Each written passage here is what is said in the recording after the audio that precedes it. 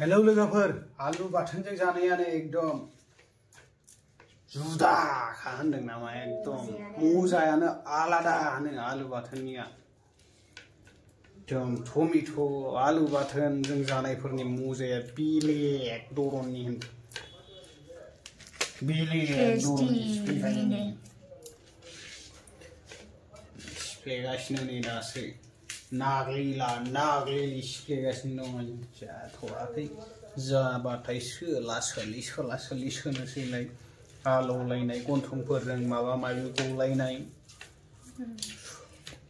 खुदैसो गलायलांबाय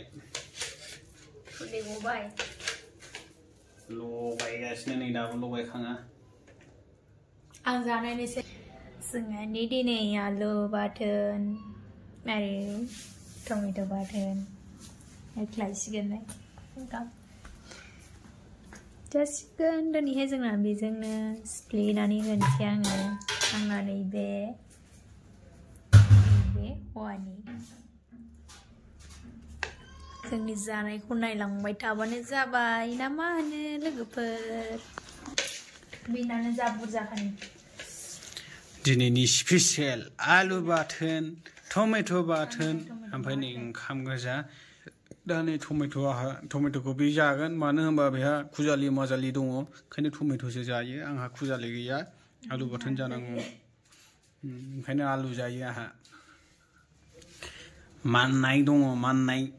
आखाइ आथिं मानलुनाय मानाय बेनिखायनो टमेट'खौ जायो आरो बियो गोसा जाबायना आयौ एकदम रेदाव खैले बारे मा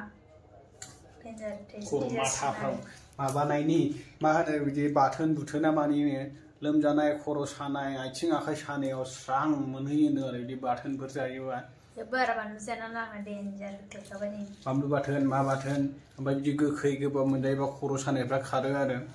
डक्टरफोरनाव माबाफ्राव थांनांगौनि गोनांथि गैया खर' सानाय मानायफोरखौ गोखै गोलाजों जानांगौ आरो बानलु बाथोन जानानै माने खारहैयो आरो खुदैसो गलायलांबाय बिदि गोखै गोखा सिफ्लेयोबा मानो होनबा खुदैयासो सिगां गग्रोयो आरोना नै दायो आंनो जाबाय गोखै गोखा सिफ्लेबाथाय आंना माबा मा होनो थानो हाथारालाय खुदैया ओमफ्राय मा होनो सोरबा लेबु खाजि जानाय मा जानाय नुब्लाथाय एकदम थानो हाथारा ओरैबायदि लुगैयो मोनजाब्ला सानलायलाङो ने पिज्जानि अनबॉक्सिंग पिज्जा बॉक्स ये देखो ओ अभी अकेला खाएगा टमाटो सॉस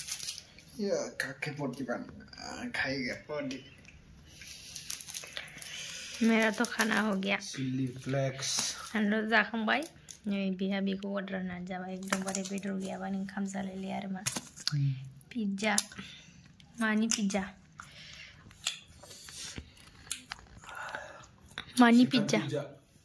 चिकन फ्रगनि गैया एम्बुनि चिकन गोथावथ' जाफेरनायाखैनो आंहा दासो जाखांबाय ओंखाम बेहानो बेखौ अर्डार होनानै जाबाय आरो जाफेरनायाखै आरो आं पिज्जा होननायखौ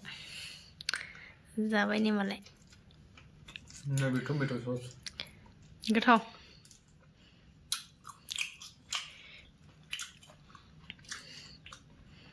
गरम गरम दासो बानायना हरदों गरम गरमजोंनो लांथि खुगुलायखादों आंनि गोथाव पिज्जा होनदों नामा बेखौ डिलिकाउस